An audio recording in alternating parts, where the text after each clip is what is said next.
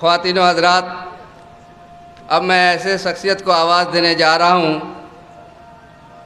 جو ہماری ایسوسیشن کے پیٹران، مسن قوم و ملت، ریفارمر، تعلیمی بیداری کے علم بردار، میری مراد جناب ویس طرفدار سے ہے۔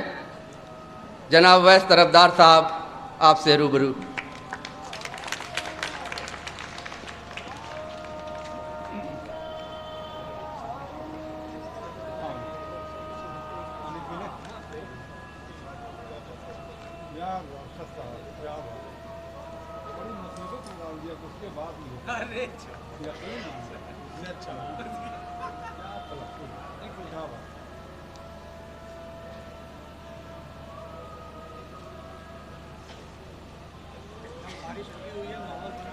ہاں بہترین۔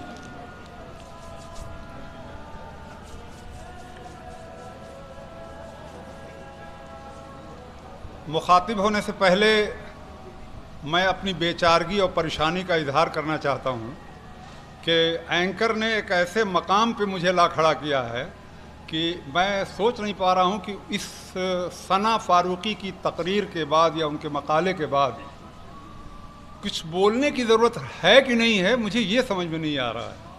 اور بہت بڑا امتحان ہو گیا یہ بہت بڑا امتحان ہو گیا کہ میں کیا بولوں کہ اپنی انفرادیت باقی رہے۔ میرے لیے واقعی بہت مشکل ہے۔ بس یہ سوچ کر کے تسلی ہو جاتی ہے کہ چاہے چتروں بلند ہو جائے، بیٹی ہے تو میری ہی بیٹی ہے۔ شکریہ، بہت بہت شکریہ۔ جناب صدر، محترم مہمان خصوصی، محترم مہمانان اعزازی، معززین شہر، M U old boys Mau کے عہدیداران اور ممبران، اور موجودہ دور حاضر کے طلباء اور طالبات، ایک ہفتے پہلے کی بات ہے کہ کچھ میری ایک ذاتی محفل میں کچھ میرے یار دوستوں نے کہا کہ ایسی تقریر سنے ہوئے سالوں گزر گیا جب تقریر کے درمیان کچھ انگڑائیاں ہوں، کچھ جمہائیاں ہوں، کچھ ایک دو پل کی جھپکیاں ہوں، کچھ غنودگی ہو،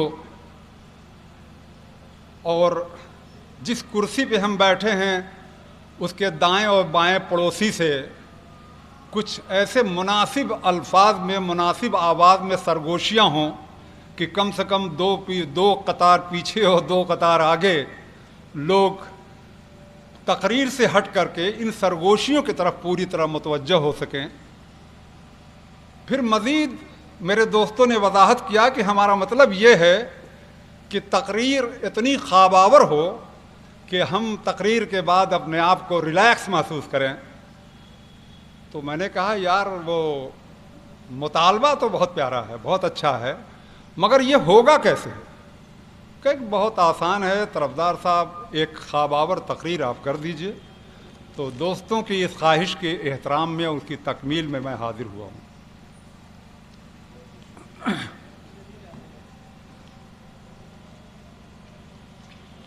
سب سے پہلے میں ان طلباء اور طالبات کا شکریہ ادا کرنا چاہتا ہوں جو پہلی بار غالباً ہمارے اس سر سید ڈے کے تقریب میں جو موجودہ طلباء ہیں، جو وہاں پہ زیر تعلیم ہیں، طلباء و طالبات، ان کی ایک بڑی تعداد میں شرکت ہے۔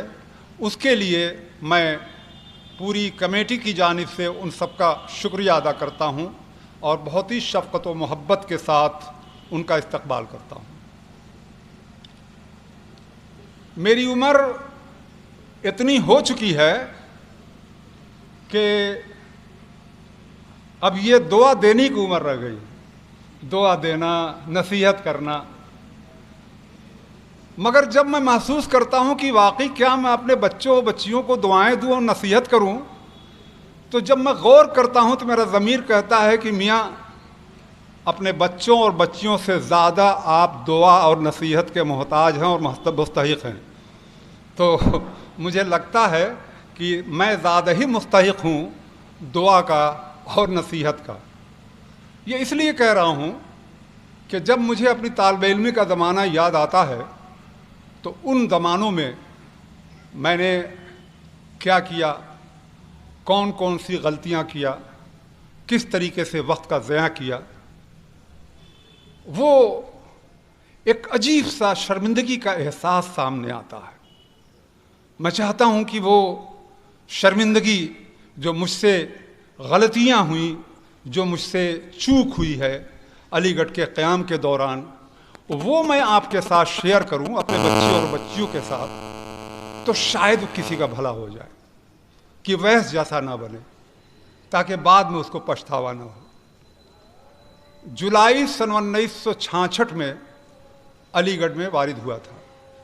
جولائی سن 1966 علی گڑھ میں وارد ہوا، اور یہاں تشریف فرما ہے چیف پیٹران ہمارے عبدالسبحان بھائی اور اشتیاق بھائی، جو اس وقت یہاں کے مہمان خصوصی ہیں.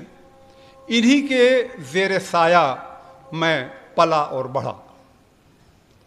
مگر 2 سال جیسے ہی پورے ہوئے، 2-2.5 سال 3 سال، تو تھوڑے بالوں پر نکل آئے.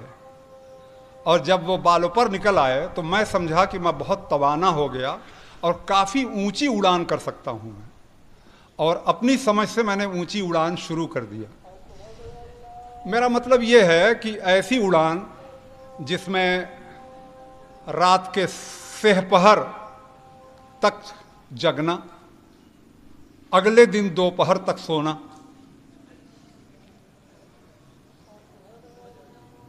کبھی کبھار کلاس روم کے دورے کر لینا، کلاس روم کا کبھی کبھار دورہ کر لیتا تھا، وزٹ کر لیتا تھا. اور 8 گھنٹے میٹھی نیند کے بعد جو 16 گھنٹے جو میرا بہت ہی ٹائٹ شیڈیول تھا، اس میں جو میری مصروفیات تھیں وہ زیادہ تر کامن روم، بیڈمنٹن کورٹ، یونین ہال اور ڈائننگ ہال تک بہت بزی رہتا تھا. اسی میں 16 گھنٹے گزر گئے. اور 5 سال کا کورس 8 سال میں، 5 سال کا کورس 8 سال میں مکمل کر کے، وہ بھی کیوں؟ 8 سال کا کورس جو وائس چانسلر، جو بیچارے ہراساں وائس چانسلر اور بیزار پروفیسروں کی مدد سے میں نے بی ایس سی کر لیا. اس لیے کہ ان لوگوں کو فکر تھی کہ اس صورت سے یہ سب جائیں 15-16 لڑکے، 16 لڑکے، 22 لڑکوں کا رجسٹریشن ہوا تھا، جس میں میں بھی تھا، عارف محمد خان، جاوید حبیب، سب اسی میں تھے. تو ہم لوگوں کا رجسٹریشن ہوا، پھر بعد میں اسی بنیاد پہ ہوا کہ جلدی سے پاس کرو اور جاؤ. تو ان کی مہربانیوں سے بی ایس سی کی ڈگری، آئیے ڈاکٹر صاحب تشریف رکھیے. تو بی ایس سی کی ڈگری 8 سال میں اس شان کے ساتھ لے کے آیا، اس سمجھ کے ساتھ کہ یہی ایک جو خراٹ علی کی سنت رہی ہے، خراٹ علی کی یہی سنت رہی ہے. اس سوچ کے ساتھ میں مئو میں آیا، اور جب مئو میں عملی زندگی میں آیا تو وقت نے ٹھوکروں پر رکھ لیا، وقت نے ٹھوکروں پر رکھ لیا. کتنی ٹھوکریں پڑی یاد نہیں ہے. کسی ایک ٹھوکر نے مجھے ظفر یاب جیلانی صاحب، قاضی مجاہد الاسلام صاحب اور سید حامد صاحب کے قدموں پر لا ڈالا. اور انہی کے عظیم شخصیات کی برکت سے تب میں نے جانا کہ قوم کیا ہے، ملت کیا ہوتی ہے. انہی لوگوں کی جوتیوں کی طفیل میں نے جانا کہ سر سید کون تھے اور یونیورسٹی کیا ہے. یہ مجھے بتاتے ہوئے شرم آتی ہے کہ علی گڑھ اے ایم یو کا ڈگری ہولڈر سالوں کے بعد اس کو پتا چلتا ہے کہ سر سید کون تھے، اے ایم یو کیا ہے. یہ اس جو نقصانات ہوئے تھے، یہ اس کا اثر آیا کہ سالوں کے بعد مجھے معلوم ہوا.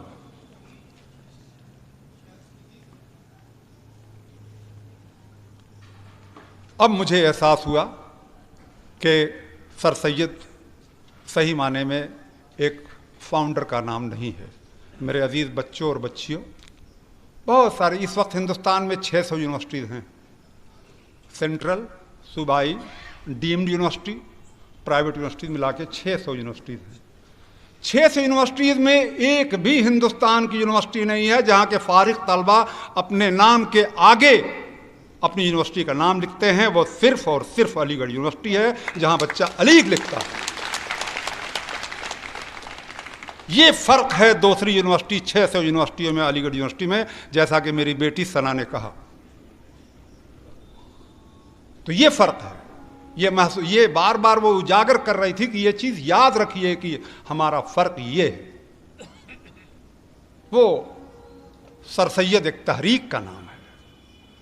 علی گڑھ یونیورسٹی ایک یونیورسٹی نہیں ہے بلکہ ایک تحریک کا نام ہے، ایک موومنٹ کا نام ہے، یہ ایک نظریے کا نام ہے. اور وہ نظریہ ہے، اس کا تھیم اگر آپ نکالیں گے تو ایک تھیم آج کل میں سوچ رہا ہوں کہ ایک بہترین تھیم ہے کہ کس طریقے سے مسائل کو مواقع میں کیسے تبدیل کیا جائے، پرابلمز کو اپارچونٹیز میں کیسے تبدیل کیا جائے، سمسیاؤں کو اوسر میں کیسے تبدیل کیا جائے. یہ ہے سر سید کا فارمولہ. اب اس کے ڈیٹیل میں جاؤں گا تو رات گزر جائے گی کہ سر سید نے کس طریقے سے انگریزوں سے دوستی کیا، ان کے خلاف لکھا بھی اسباب بغاوت ہند، مگر اس کے بعد بھی انہوں نے انگریزوں سے کس طریقے سے دوستی کر کے اس وقت انہوں نے یونیورسٹی قائم کیا، ایک ماحول بنایا. تو یہ ایک سرنڈر نہیں تھا، وہ سرنڈر نہیں تھا، وہ حالات کے ساتھ ایک بہترین سمجھوتا تھا. وہ سرنڈر بالکل نہیں تھا، حالات کے ساتھ سمجھوتا تھا وہ جو انہوں نے کیا. گویا کہ سر سید جو میں نے ابھی بتایا کہ سر سید کے پورا جو فارمولہ ہے اس کو اگر مختصراً کہا جائے تو اپارچونٹی، کیسے ہم پرابلمس کو اپارچونٹیز میں بدلیں. اگر یہی چیز ہم نے سیکھ لیا تو سمجھ لیے جن لوگوں نے اس فن کو سیکھ لیا انہوں نے سر سید کو جان لیا. جنہوں نے اس فن کو جان لیا، اس کی تفصیل جان لیا، انہوں نے سر سید کی تحریک کو سمجھ لیا. اور اگر نہیں سمجھا تو صرف آپ طالب علم ہیں، آپ میں اور باقی 600 یونیورسٹیز اور 15,000 کالج کے بچوں میں آپ میں کوئی فرق نہیں. اگر آپ نے یہ سمجھ لیا کہ کیسے آپ پرابلمس کو اپارچونٹیز میں کیسے بدلا جاتا ہے تو آپ سچے علی گڑھین ہیں، آپ سر سید کے وارث ہیں. میں اتنی بات کہہ کر کے تھوڑا سا ایک طرف ایک رخ موڑنا چاہتا ہوں کہ مجھے پوری طرح احساس ہے، میں اس کرب سے واقف ہوں جس کرب سے پوری ملت اسلامیہ ہند ہم اور آپ گزر رہے ہیں. میں جانتا ہوں، میں محسوس کرتا ہوں. ایسا نہیں کہ مجھ کو درد نہیں ہوتا، مجھے بھی احساس ہے، مگر میں اس سچائی سے بھی واقف ہوں کہ یہ دنیا ایک مقابلے کی دنیا ہے. ہمہ وقت ریس جاری رہتی ہے، ریس کبھی بند نہیں ہوگی. ایک گروہ دوسرے گروہ کو دھکا دیتے ہوئے آگے بڑھے گا، ایک آگے ہوگا دوسرے پیچھے ہوگا، پھر پیچھے والا آگے ہوگا. یہ قوانین فطرت ہے، اس کو نہ میں بدل سکتا ہوں نہ آپ بدل سکتے ہیں. میں جو موجودہ سمسیا ہے اس کو بول ہی نہیں رہا ہوں، کیول بتا دیا کہ میں آپ کے اس دکھ سے واقف ہوں، اس اضطراب سے واقف ہوں جس اضطراب سے آپ گزر رہے ہیں، پوری قوم گزر رہی ہے، ملت اسلامیہ ہند گزر رہی ہے، اس سے میں واقف ہوں. اور اس کا مختصر جواب یہ دے رہا ہوں کہ میں اس سے بھی واقف ہوں کہ دنیا یہ کمپٹیشن کی دنیا ہے، ریس مستقل جاری رہے گی. کبھی آگے والا پیچھے آئے گا، کبھی پیچھے والا آگے جائے گا. یہ فطری عمل ہے. اس فطری عمل کو سمجھنے کی ہم کو ضرورت ہے کہ کس طریقے سے ہم کو اس ریس میں، جیسے سر سید کا کیا فارمولہ تھا کہ اگر کوئی گروہ کو آگے والے گروہ کو دھکا دیتے ہوئے اس کو پش کرتے ہوئے آگے بڑھتا ہے تو پیچھے والے گروہ کے پاس 2 آپشن بچتا ہے. جو پچھڑ گیا اس کے لیے 2 آپشن بچتا ہے کہ اب یا تو وہ فرسٹریشن کا شکار ہو جائے، گالی گلوچ پہ اتر آئے، جھگڑے پہ آمادہ ہو جائے، یا پھر وہ سنجیدگی کے ساتھ سوچے کہ آگے والے میں کیا کوالٹی تھی کہ وہ آگے بڑھ گیا، مجھ پہ کیا کمی تھی کہ میں پیچھے ہو گیا۔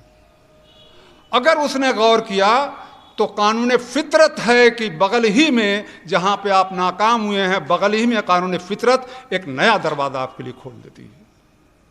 یہ سچائی ہے، ایک نیا دروازہ فوراً کھول دیتی ہے۔ یہ بات سیاست پہ بھی لاگو ہوتی ہے، یہ تجارت پہ بھی لاگو ہوتی ہے، قوم پہ بھی لاگو ہوتی ہے، افراد پہ بھی لاگو ہوتی ہے، خاندان پہ بھی لاگو ہوتی ہے۔ میں صرف آج اتنا ہی کہنا چاہتا ہوں کہ سر سید نے جو ایک پرابلمز کو اپارچونٹیز میں بدلنے کا جو ایک فارمولہ دیا ہے، اس فارمولے کے علاوہ اس دنیا میں کامیابی کا اور کوئی فارمولہ نہیں ہے کہ کس طریقے سے ہم حالات کے ساتھ ایڈجسٹمنٹ کریں۔ ایک بات سر سید کی جو ان لفظوں میں نہیں کہی گئی ہے، شاید آپ نے یہ جملہ، شاید بہت سارے لوگ اس میں سر سید کو پڑھے ہیں، یہ مگر پہلی بار جملہ میں نے پڑھا ہے کہ مسائل کے خلاف لڑنے والے لوگ کبھی کامیاب نہیں ہوتے۔ مسائل کے خلاف لڑنے والے لوگ کبھی کامیاب نہیں ہوتے، مواقع سے فائدہ اٹھانے والے لوگ کامیاب ہوتے ہیں۔ یہ ہے سر سید کا فارمولہ کہ مسائل سے لڑنے والے لوگ کبھی کامیاب نہیں ہوتے، بلکہ جو اس کے مواقع سے فائدہ اٹھانے والے لوگ کامیاب ہوتے ہیں۔ اس وجہ سے آج کی اس محفل میں کچھ زیادہ نہ کر کے میں صرف اتنا کہنا چاہتا ہوں کہ اوائڈ اور ignore the problems and avail the opportunity. Again I repeat it, avoid اور کیا جملہ بولا تھا لفظ ہے، ignore the problems and avail the opportunities. میرے دوستوں، میرے یاروں، میرے بچوں، اب تو جاگ جاؤ، اس لیے کہ بہت سو چکے، میری تقریر ختم ہوئی۔ شکریہ، بہت بہت شکریہ۔